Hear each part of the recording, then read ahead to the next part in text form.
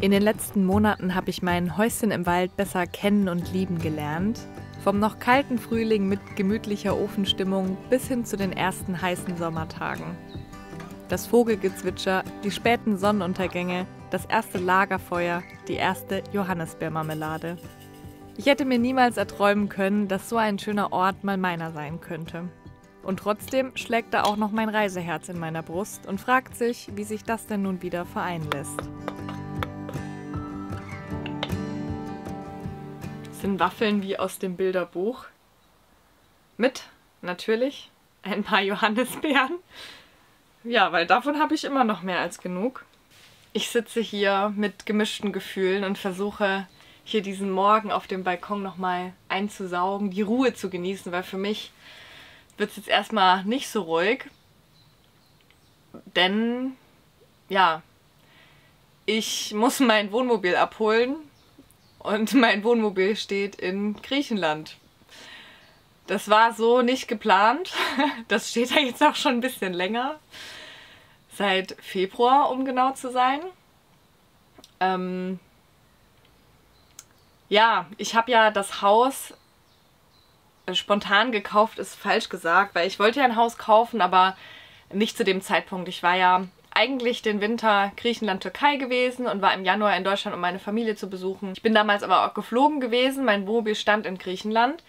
Ich wollte einfach, ja, nur kurz mal herkommen quasi. Und da hat sich dann ergeben, das Haus zu kaufen und ich hatte dann auch quasi die Schlüsselübergabe Anfang März. Also da hatte ich dann diese Deadline. Das heißt, als ich dann zurückgeflogen bin nach Griechenland, wusste ich, okay, ich muss Anfang März muss ich wieder in Deutschland sein, um das Haus auch dann entgegenzunehmen. Also der ursprüngliche Gedanke war schon, mit dem Wohnmobil dann hier zu sein, aber es hat also aus mehreren Gründen nicht funktioniert. Kann ich jetzt lang drüber reden. Fakt ist, mein Wohnmobil stand in Griechenland. Ich bin schlussendlich geflogen und dachte eigentlich, okay, ich nehme das Haus entgegen und sobald das Wetter irgendwie besser ist, ich dachte eigentlich im April, Mai, fliege ich dann wieder runter und hole das Wohnmobil. Aber das habe ich nicht gemacht, offensichtlich.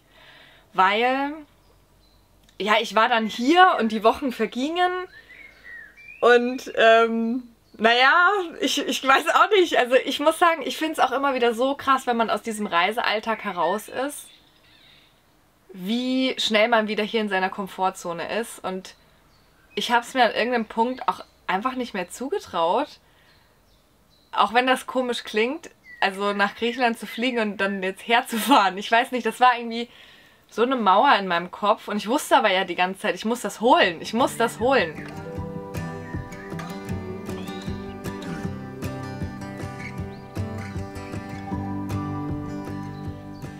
Für mich ist diese Angst vorm Aufbruch jetzt nichts Neues. Also ich habe das eigentlich vor jeder Reise, dass ich dann irgendwie auf einmal denke, ja, das kann ich irgendwie nicht oder das ist irgendwie, ich weiß auch nicht. Wenn man hier in Deutschland ist, dann wirkt diese Lebensrealität einfach so weit weg von einem. Dieses Reisen mit dem Wohnmobil, abends nicht wissen, morgens nicht wissen, wo man abends schläft. Ich pflanze jetzt hier noch eine Blume, weil mein Blumenbeet ist ja leider ein bisschen eine Enttäuschung und damit ich mich freue, wenn ich zurückkomme, pflanze ich die jetzt noch, damit hier wenigstens irgendeine Blume mal blüht. Ich hoffe, das motiviert jetzt mal hier die restlichen Kollegen, vielleicht doch noch zu blühen. Also ich finde, die sind schon auf einem guten Weg hier. Ich glaube, das wird noch eine Bestandsaufnahme von meinem Garten. Ich bin gespannt, wie es aussieht, wenn ich wiederkomme hier. Der Kürbis gibt alles und ich habe bei der Physalis hier schon die ersten, ich weiß gar nicht, wie das heißt bei der Physalis, also halt, ja, die ersten Früchte. Hier sind meine Tomaten, ein paar hängen schon dran. Und meine Sonnenblumen. Einige sind sehr groß und andere sehr klein. Damit meine Pflanzen auch ein bisschen Nährstoffe bekommen, während ich weg bin, habe ich hier zum einen nochmal meine Eierschalen geschlagen. Außerdem dünge ich das auch noch mit Brennnesseljauche später und ich werde auch noch mulchen. Ich habe nämlich Rasenschnitt antrocknen lassen. Extra nicht frisch, weil sonst schimmelt das. Ja, es ist jetzt natürlich ein bisschen ein blöder Zeitpunkt, genau jetzt zu verreisen, wo halt hier im Garten es auch losgeht mit der Ernte. Wobei ich glaube halt, jetzt ist eigentlich gerade noch ein guter Zeitpunkt. Weil ich glaube, wenn ich zurückkomme, wird es dann noch mehr zu ernten geben. Also ich glaube, ich bin noch ganz gut so vom Zeitpunkt her. Ja, trotzdem, man kann halt irgendwie nicht alles haben. Und ich wollte jetzt einfach auch nicht noch länger warten. Und ich wollte vor allem den Moment nutzen. Man muss die mutigen Momente nutzen. Ich bin tatsächlich schon auch irgendwie ein ängstlicher Mensch. Aber ich habe oft sehr mutige Momente. Und mutige Momente, in denen passieren dann immer gute Sachen. Da kaufe ich ein Haus, kaufe ein Wohnmobil, entscheide mich dafür, irgendwo hinzureisen. Ich habe das auch nicht oft. Ich bin nicht die ganze Zeit so. Und ich hatte vor 2 Wochen dann eben kurz ein mutiges Erwachen und war so, Jana, jetzt ist der Garten fertig, er steht erstmal. Dir wird dann langweilig. So, weil ich war dann so vor dem Punkt, okay, jetzt ist der Garten fertig, wo mache ich weiter? Fange ich im Haus an, irgendwas zu renovieren? Und dann war ich so, halt, stopp, Jana. Nein, nein. Der Garten ist fertig, es ist jetzt ein guter Moment. Einfach auch ein bisschen zu leben. Wieder. Also es ist nicht so, dass ich hier nicht lebe. Das möchte ich so auch nicht sagen. Aber ich vermisse das schon sehr, dieses Adrenalin um mich herum.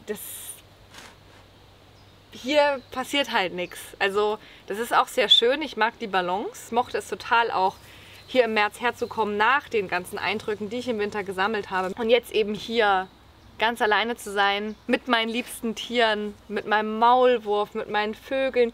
Ich hatte so einen tollen Moment. Ich habe ein Reh gesehen, ein Reh mit seinem Kind. Und wir haben uns ganz lange angeschaut vorgestern. Einen Hasen sehe ich immer mal wieder. Das ist auch so mein Kollege. Der kommt immer mal wieder vorbei. Egal. Ja, genau. Das Mulchen, das sorgt eben dafür, dass man weniger gießen muss, weil das Wasser halt weniger verdunstet. Ich habe hier gerade was entdeckt, die erste Gurke. Hier ist auch noch eine kleine, das ist eine Sorte, die hatte ich noch nie. Deswegen bin ich nicht ganz sicher, ob die jetzt reif ist, aber ich würde sie jetzt mal essen, weil sonst kann ich sie ja gar nicht essen. Ich habe gerade gemerkt, dass ich genau noch 1/4 Hefe habe. Es reicht genau noch für 2 Baguette. Das heißt, ich kann ein Gurkenbaguette essen. Voll gut. Und nochmal mein Baguette genießen. Das werde ich ein bisschen vermissen. Mir hier immer mein Baguette zu backen. Brot im Ausland ist ja immer so eine Sache. Ich muss sagen, dass es mir irgendwie viel besser geht, seit ich entschieden habe, das Wohnmobil zu holen. Zum einen, weil das jetzt so ein bisschen die Last von meinen Schultern nimmt, dass ich das jetzt endlich mache. Weil ich hatte zwischenzeitlich wirklich Sorge, so was ist, wenn ich das gar nicht hinbekomme, das jetzt abzuholen. Was mache ich dann? Ich kann das ja nicht ewig da stehen lassen. Also ich hatte wirklich das Gefühl, ich kann das nicht. Ich kann das jetzt nicht holen, ich schaffe das nicht, den Balkan entlang zu fahren. Ich habe gerade menschlich nicht die Ressourcen, diese Herausforderung wahrzunehmen. Ich meine, das klingt jetzt bei mir auch alles so, also es ist überhaupt nicht so wild. Man fährt einfach nur von Griechenland nach Deutschland. Es ist jetzt auch nicht so krass, aber irgendwie war ich da in so einem Film, dass ich mir dachte, ich kann das gar nicht. Und es hat halt irgendwie auch die Zeit hier jetzt nochmal wertvoller gemacht. Also so die letzten 2 Wochen, seit ich dann eben den Flug gebucht habe und wusste, okay, dann und dann fliege ich halt, habe ich auch alles nochmal so, nicht mehr so selbstverständlich genommen. So. Es ist so schlimm, dass man als Mensch oft Sachen mehr genießt, wenn es eine Deadline gibt, aber es ist halt einfach so.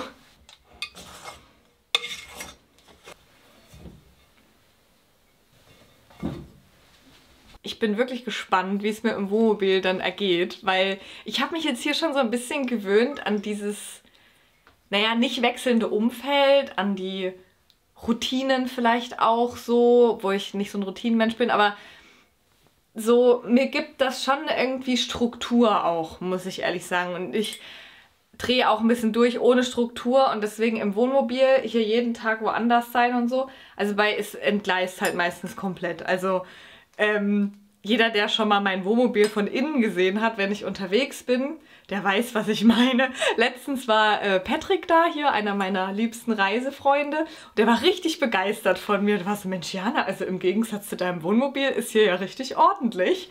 War ich so, ja, Patrick, ich habe jetzt mein Leben im Griff. Ich bin ja wirklich ein verplanter Mensch, aber selbst ich schaffe es, meine Nahrungsergänzungsmittel zu nehmen. Deswegen eine Einladung an dich und ein Gruß vom Sponsor des Videos, Naturtreu, auf die Gesundheit zu achten, auf das Wohlbefinden. Ich mache immer einmal im Jahr ein Blutbild und schaue, ob alles passt. Ich ernähre mich ja auch vegetarisch, zum größten Teil auch rein pflanzlich und deswegen ist es bei mir halt auch besonders wichtig, das im Blick zu haben. Ich nehme seit Jahren B12, Vitamin D. Es gibt auch einige Leute, die von mir Vitamin D-Tropfen schon geschenkt bekommen haben, weil ich es einfach sehr wichtig finde und da erinnere ich auch andere Leute immer gerne dran. Für Leute, die sich pflanzlich ernähren, gibt es bei Naturtreu total einfach ein Paket, finde ich super cool. Da ist alles drin, zum einen für Omega-3, Algenöl im Pflanzenheld ist B12, Calcium, Magnesium, Eisen, Zink, Vitamin A, B1, Folsäure. Also auch ein volles Paket von Vitaminen und Mineralstoffen. Vitamin D ist klar, gerade im Winter sehr wichtig. Im Sommer nehme ich es auch nicht immer, aber ich versuche es auf jeden Fall regelmäßig zu nehmen. Besonders cool finde ich, dass Naturtreu neben den klassischen Präparaten, ich habe jetzt zum Beispiel auch Magnesium, weil ich das manchmal nehme, haben die auch für Frauen sehr viel, ein großes Sortiment sogar. Der Gesundheitsbereich ist ja oft auch mehr für den männlichen Körper ausgelegt und deswegen finde ich es cool, dass sie eben gerade für Frauen Zyklus unterstützend, Wechseljahre, Schwangerschaft, da so viel anbieten, was auch wirklich 100% natürlich ist, vegan, produziert in Deutschland, tierversuchsfrei, habe ich das schon gesagt, also für mich werden alle Kriterien erfüllt und ich bin total froh, dass ich Naturtreu für mich als Marke gefunden habe, wo ich da eben meine Sachen einkaufen kann und einfach weiß, dass es mir auch tatsächlich gut tut. Falls du da auch mal vorbeischauen möchtest, dann kannst du mit meinem Code ROSA10 da aktuell auch 10% sparen. Schau dafür gern beim Link in der Infobox vorbei.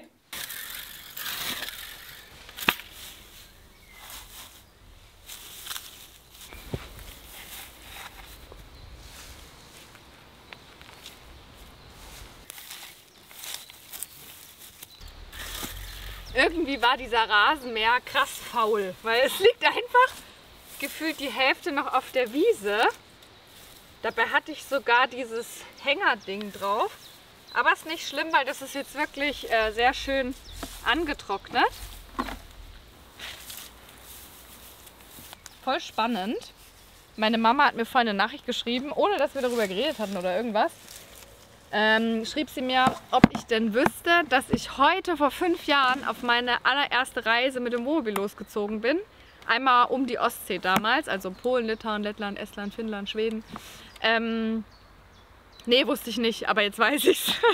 Und das ist schon verrückt, das heißt, ich habe Jubiläum und das ist so crazy. Ich wusste überhaupt nicht, was diese erste Reise alles so auslösen wird oder wie es danach weitergeht, keine Ahnung. Naja, und das war irgendwie auch so der Startschuss zu so einem, ja, weiß ich nicht, zu so neuen Horizonten. Ich habe mich damals auch noch nicht wirklich ausgekannt mit diesem Camping. Das war eigentlich lustig, weil ich war die komplette Reise um die Ostsee kein einziges Mal auf einem Campingplatz, weil ich wusste nicht, dass es Campingplätze gibt, also für Wohnmobile. Ich dachte, es gibt nur so Zeltplätze. Voll bescheuert. Ich habe auch immer meine Hände mit, meine Wäsche mit Hand gewaschen.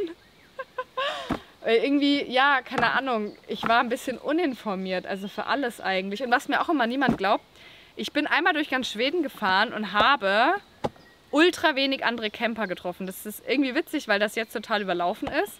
Ich weiß rückblickend überhaupt nicht, was ich da gemacht habe auf der ganzen Reise. Irgendwie war das alles sehr spannend. Naja, es verstecken sich hier einfach immer noch Erdbeeren. Und zwar nicht wenige.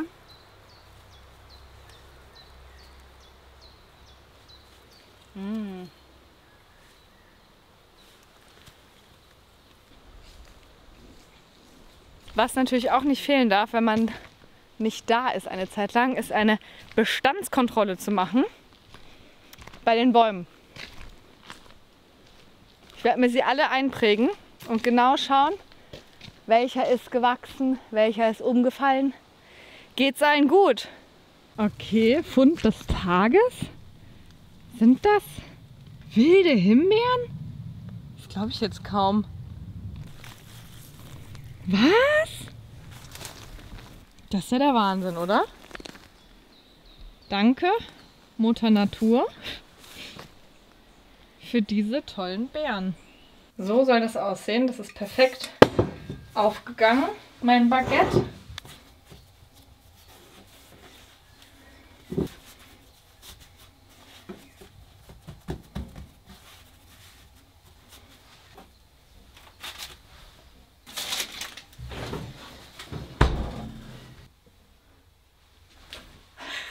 Mein Licht hier in der Küche ist mit Bewegungsmelder. Es ist eh krass, dass ich jetzt hier tagsüber schon Licht brauche. Irgendwie wird es nicht wirklich hell. Naja. Ich versuche jetzt mehrere Sachen gleichzeitig zu machen. Mal gucken, ob es klappt. Denn ich muss noch ein paar Sachen fertig machen, bevor ich gehe. Zum einen möchte ich noch den Saft einkochen. Oder ich weiß nicht, ob man das Einkochen nennt. Also den haltbar machen irgendwie. Ich weiß auch nicht. Ich habe ein Sterilisierthermometer. Und da steht hier, oh, ich weiß gar nicht, ob man das sieht, 75 Grad für Säfte, Kindermilch. Kindermilch? Heißt es nicht Muttermilch? Was ist denn Kindermilch? Ich habe 10 Säfte. Die schmecken so gut.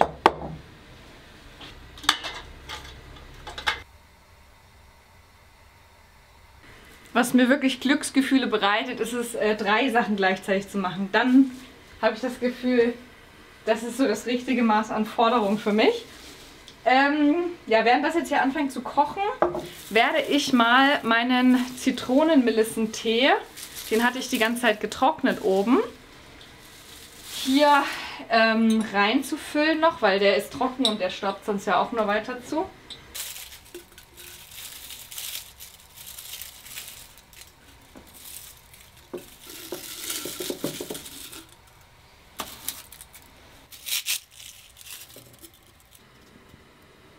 Mein erster selbst geernteter und selbst getrockneter Zitronenmelissentee. Richtig, richtig gut. Freue ich mich richtig drauf. Gerade im Winter. Noch mit Ingwer und so. Oh, I like. Apropos Tee. Ich trinke schon den ganzen Tag Chai-Tee. Habe ich lange nicht gemacht. Ich wusste auch, warum ich es lange nicht gemacht habe. Ich war letzte Woche mit meiner Schwester in einem türkischen Restaurant. Und dann habe ich einen Chai bestellt und habe fast geweint. Weil das für mich einfach so viele Erinnerungen sind von der Türkei-Reise. Und ich dachte ja auch die ganze Zeit, dass ich dieses Jahr nochmal in die Türkei reise, weil ich hatte ja irgendwie so das Gefühl, ich bin da noch nicht fertig. Jetzt habe ich das durch den Hauskauf ja nach hinten verschoben, weil ich es jetzt einfach, ja, dieses Jahr realistisch gesehen nicht nochmal in die Türkei schaffe. Und ja, aber ich habe jetzt ein bisschen meinen Frieden damit geschlossen und trinke jetzt wieder Chai-Tee. Und bin nicht traurig, sondern vorfreudig.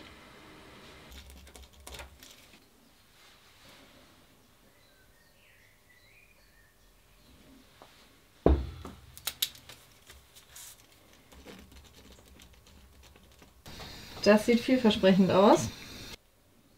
Sieht eigentlich aus wie eine normale Gurke, nur irgendwie fehlt die Haut außenrum. Tada! Ich habe auch die Waldhimbeeren noch nicht probiert. Ich habe brav gewartet.